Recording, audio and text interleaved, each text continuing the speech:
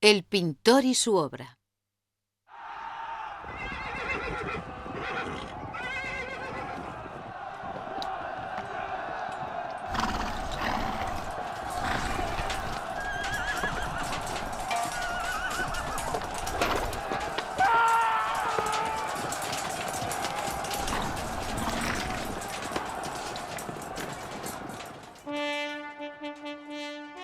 Estrépitos en Toscana.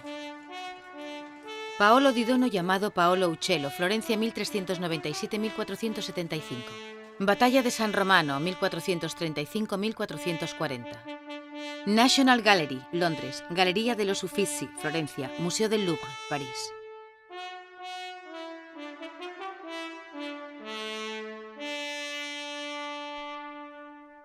La batalla de San Romano. Este es el título del panel conservado en la National Gallery de Londres.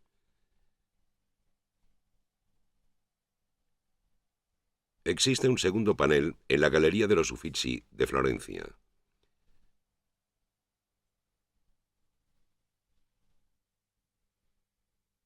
Y un tercero en el Museo del Louvre de París.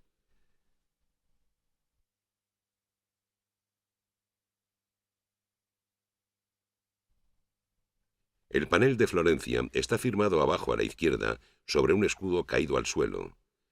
Pauli Uccelli Opus, es decir, obra de Paolo Uccello, o sea, Pablo el Pájaro, apodo del pintor florentino Paolo di Dono. Cada panel mide aproximadamente 1,80 de alto por 3,20 de ancho.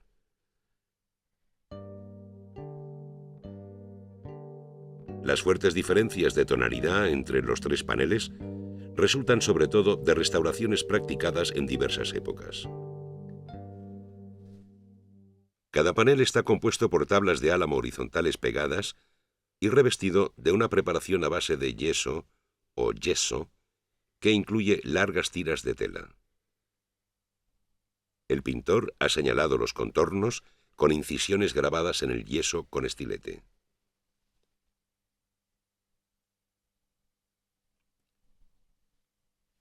Las incisiones delimitan también las hojas metálicas puestas, según era la costumbre, sobre una capa de arcilla roja, visible en las partes desgastadas. Hojas de plata para las corazas y de oro para los adornos de los caballos o las trompetas. Las hojas llevan grabados muy delicados hechos con estilete y motivos decorativos regulares hechos al buril. Los pigmentos utilizados son los corrientes en la época y están ligados con yema de huevo. Los colores dan fe de la gran libertad del pintor. Arneses de tonos vivos, escudos abigarrados, estandartes resplandecientes son otros tantos pretextos para yuxtaponer colores brillantes. Solo la hierba y el follaje han ennegrecido. El pintor no duda en pintar los caballos con naranjas, azules o rojos. Estos desvíos le fueron reprochados.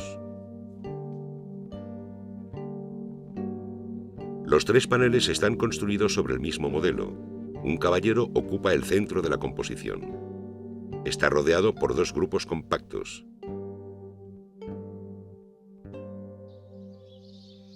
Lugar de la batalla. Orillas del Arno, entre Florencia y Pisa, cerca de la Torre de San Romano. Fecha: domingo 1 de junio de 1432.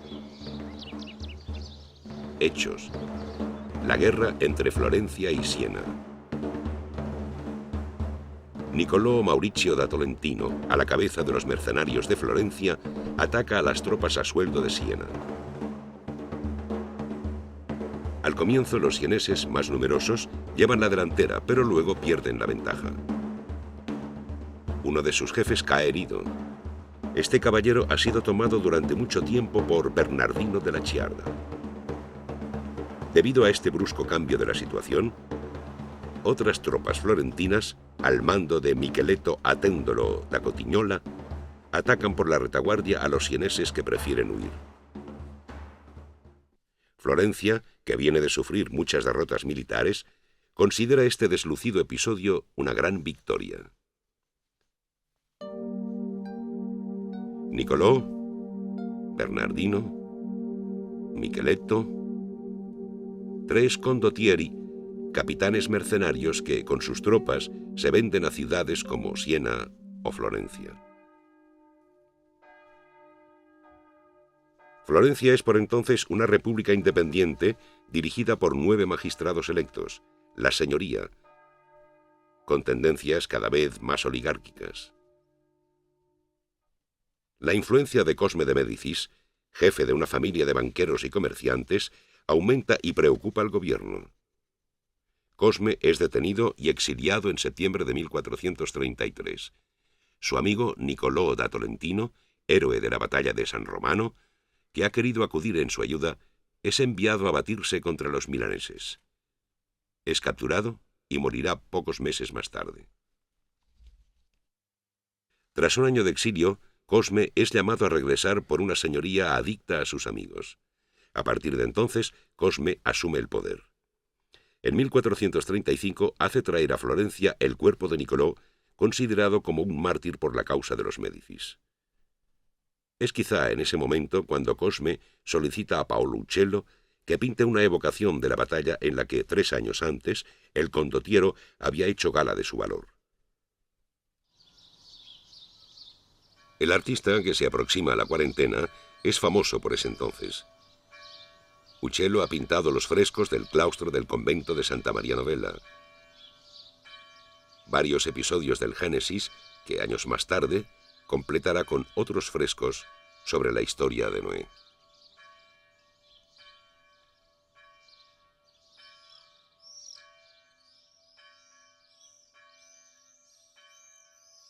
Pero sobre todo ha realizado para la catedral un monumento a Sir John Hagwood, Giovanni Acuto para los florentinos, un condottiero inglés antaño al servicio de la ciudad. Es un fresco en trampantojo. Una tumba sirve de pedestal a una estatua ecuestre. Andrea del Castaño le imitará 20 años después, pintando la estatua de otro héroe de la batalla de San Romano, Niccolò da Tolentino.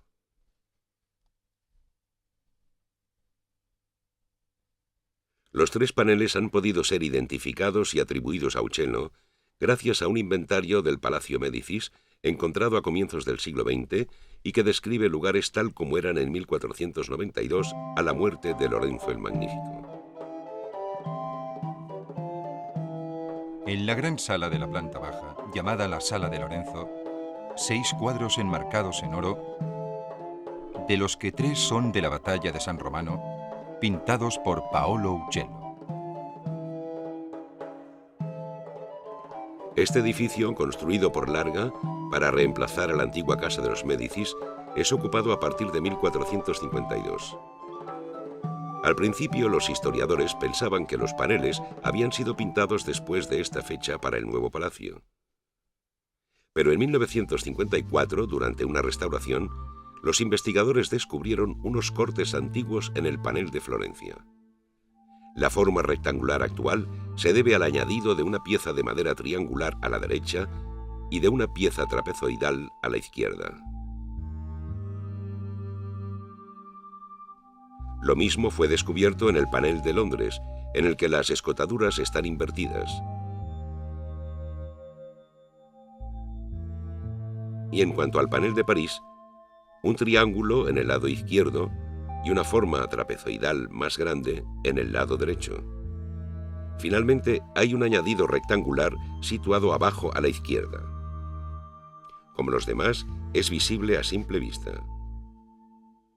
Esta parte recortada correspondería a la parte superior de una puerta.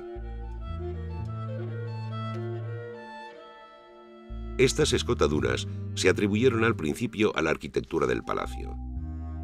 Las paredes de la Sala de Lorenzo están efectivamente repartidas en bóvedas separadas por capiteles.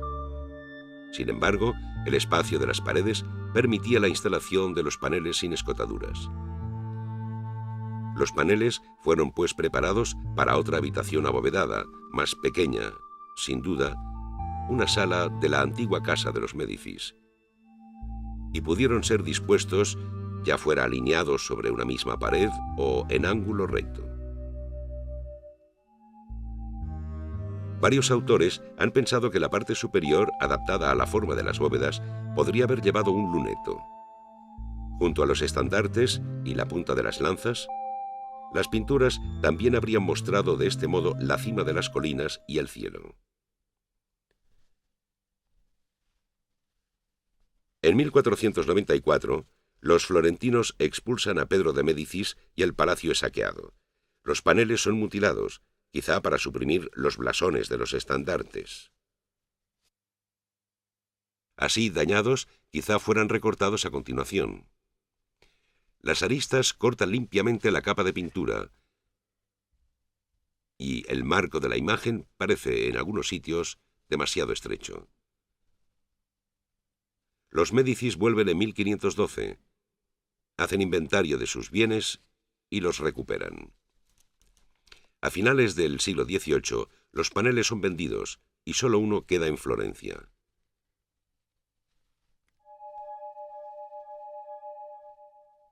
Paolo era un apasionado de los problemas de perspectiva.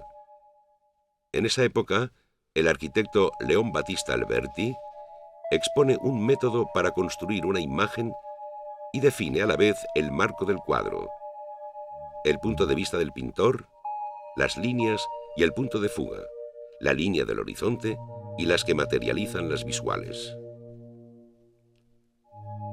La mayoría de los pintores se apoyan en estos principios y utilizan como apoyo de su perspectiva arquitecturas o enlosados.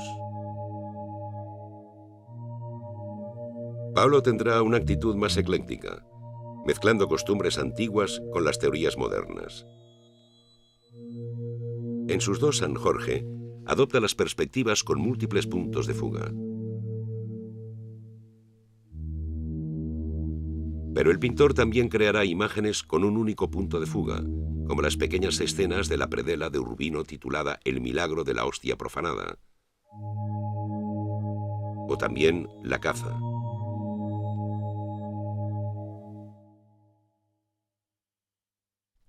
En un paisaje como el de la batalla, hay muy pocos puntos de referencia.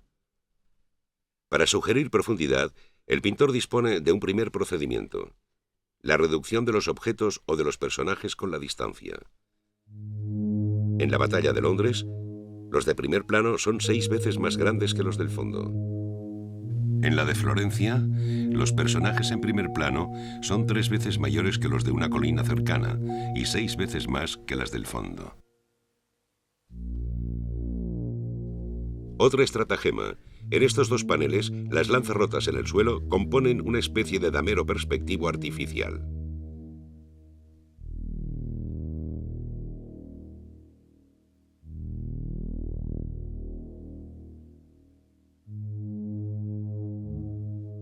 En el cuadro de París, solo las placas de hierba parecen insinuar unas líneas de fuga. La profundidad se logra por otro procedimiento más: el escalonamiento de las piernas de los soldados de infantería y de las cuartillas de los caballos.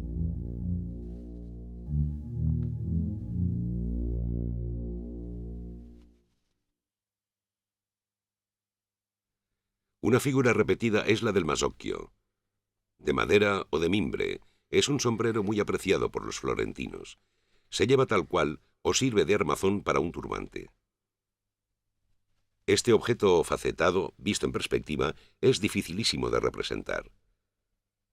El pintor lo dibuja varias veces y lo muestra a menudo en sus pinturas, en particular en 2 de las batallas.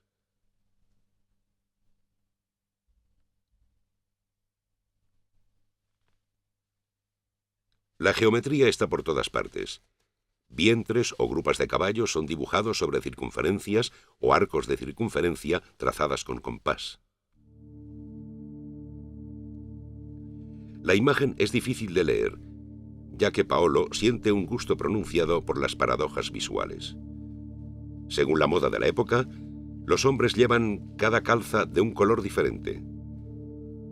A veces, incluso, una de las calzas está dividida a lo largo en 2 colores. Dos soldados corriendo.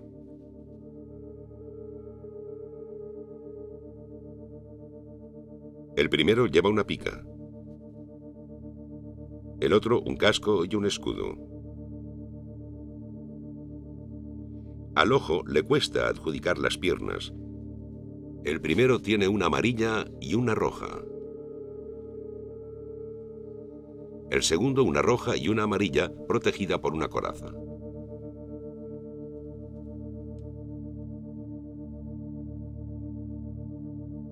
Por todas partes, Paolo domina magistralmente con humor las superposiciones de formas comprimidas por la perspectiva o las combinaciones insólitas que crean los escorzos.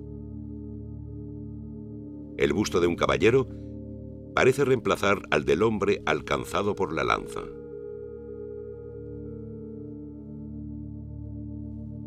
La testera del caballo del paje parece prolongarse en la armadura del hombro de Nicolò, y el animal se convierte en una especie de dragón o de elefante.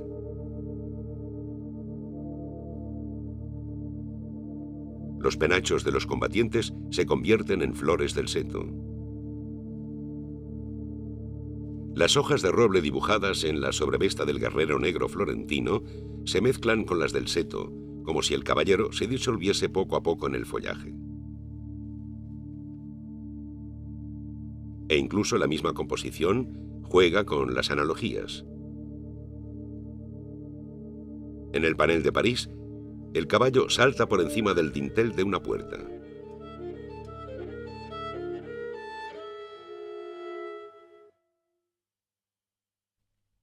Hay quien no ha visto en las figuras de los combatientes más que autómatas, armaduras vacías encaramadas sobre caballos de madera, de coces estáticas. Y al contrario, se puede leer estos panales como una especie de tríptico a la gloria del movimiento puro. Nicolò, preparado sobre su caballo encabritado, da la señal de cargar levantando su bastón de mando. Y el movimiento se transmite progresivamente a partir del gesto. Dos lanceros corren juntos. Sus posturas parecen resumir las diferentes fases del correr. La misma ilusión se crea en el panel de Florencia.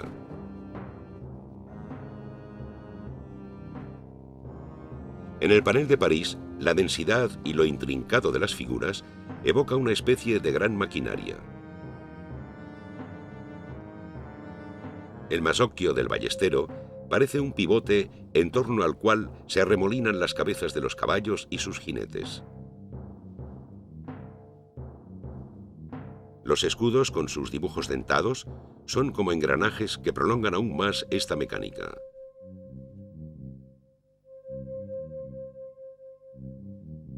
A la izquierda, 5 caballeros son vistos de perfil, alineados pero un tanto desfasados.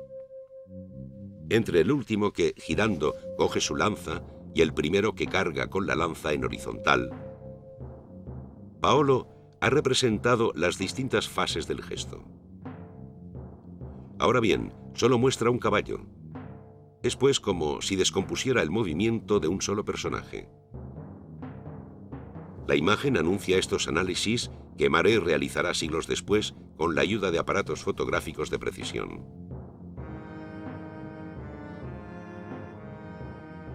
Lanzas, picas o alabardas crean una abundancia de oblicuos en los que los ritmos, a veces en fase, a veces en oposición, se despliegan en los 3 paneles, formando otra composición cinética.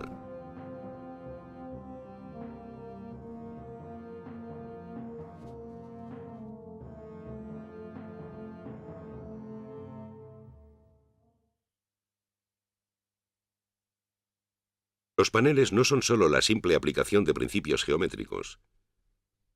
Pululan los pequeños detalles que hacen de esta crónica militar un relato codificado que hay que descifrar. Un caballo muerto lleva una herida sangrante de pica. Esta sencilla arma de madera, con punta de hierro, de las milicias ciudadanas de a pie, permite oponerse a la caballería enemiga o acabar con los hombres caídos a tierra. Con las alabardas o las guadañas de guerra, los soldados de infantería cercenaban los corvejones de los caballos o las hendían en los intersticios de las armaduras. Otras armas temibles eran las ballestas. El arco de hierro se tensaba con ayuda de una palanca o de un gancho y tomando apoyo sobre un estribo. El dardo de una ballesta podría atravesar a un hombre de parte a parte. Los pesados caballeros llevan para protección de los miembros superiores una armadura con hombrera, avambrazo y manopla y guantes, y riñoneras sólidamente pegadas al grueso faldaje, escarcelón, quijote, rodilleras, grebas y escarpe para proteger la parte inferior del cuerpo. Bajo la armadura, la cota de malla. Un guerrero muerto, boca abajo, nos revela cómo se une el conjunto. Las piezas de armadura corresponden a la moda entre los años 1435 y 1440, argumento a favor de asignar a los paneles una fecha precoz. La lanza de torneo, una muy pesada pieza de madera rematada con una punta de hierro y de una longitud entre 4 y 6 metros, era llevada por los caballeros. En el panel de Londres, 3 florentinos se ensañan con un sienés que se defiende con un martillo. El primer florentino acaba de atacar con una lanza. El arma ha pasado bajo la placa del pecho, arrancando un trozo de carne. El segundo florentino ha asestado una estocada en el mismo lugar de esta pieza de armadura que protege el corazón.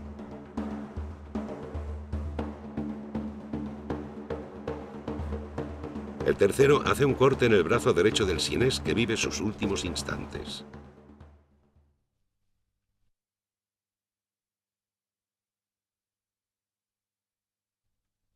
Uccello aporta también una gran minuciosidad en la representación de los caballos. Cada panel muestra un tipo de brida diferente.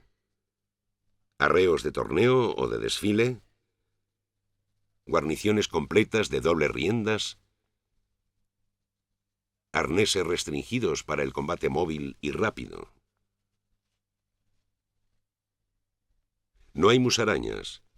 Los caballos abren grande la boca para intentar mover o rechazar el bocado. Las bestias son objetos de muchos cuidados. Crines trenzadas, colas cortadas o peinadas de distintas maneras, a veces con ayuda de cascabeles, cascos adornados y herraduras con ramplones. En el centro del panel de Florencia, en medio de campos bordeados de setos, un lebrero sin amo corre por los surcos poniendo en fuga a 3 liebres.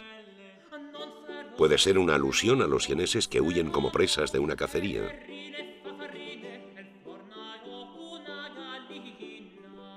Otra escena bucólica. Diversos personajes cargados de ánforas evolucionan en torno a un pozo o una gran cesta. Esta guerra en el fondo de las colinas toscanas en primavera solo afecta a un pequeño territorio.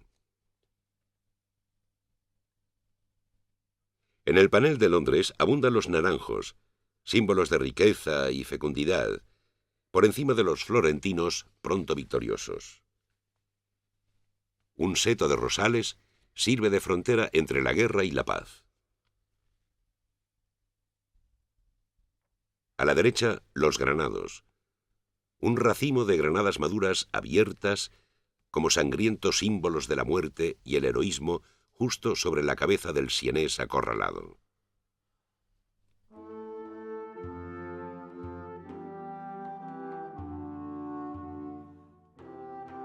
En sus 3 paneles, Paolo se ocupa de unir mediante relaciones complejas la guerra y la paz, la vida y la muerte, lo próximo y lo lejano, el gran conjunto y el detalle mínimo.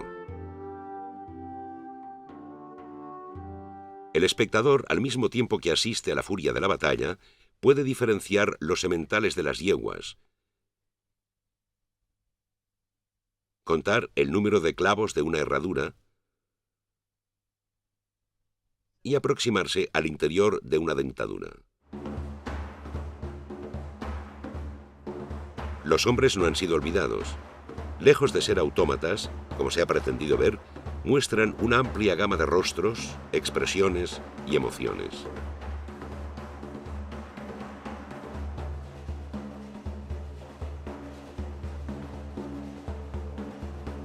Muchos gritan, añadiendo su voz al estrépito inaudito de las armas, las armaduras, los caballos, las trompetas. Estrépito que es sin duda, junto con el movimiento, uno de los grandes temas ocultos de los paneles. Niccolò da Tolentino, muy diferente de su otro retrato, es sin embargo reconocible por su alto turbante de brocado y por su capa roja a tono. Su paje, vistiendo la misma capa, lleva en la mano el casco de su señor.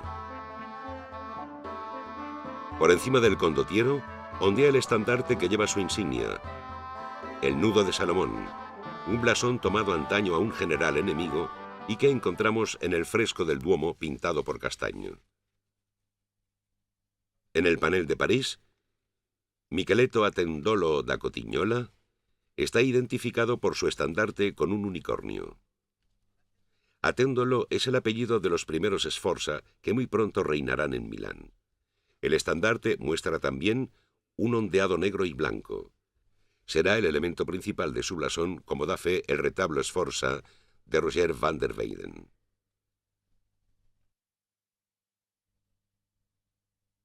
En el panel de Londres, el caballero negro es un Attendolo que ya lleva una sobrevesta blasonada con el mismo ondeado continuado con hojas de roble y arpones, motivos que volvemos a encontrar en las lanzas rotas por tierra.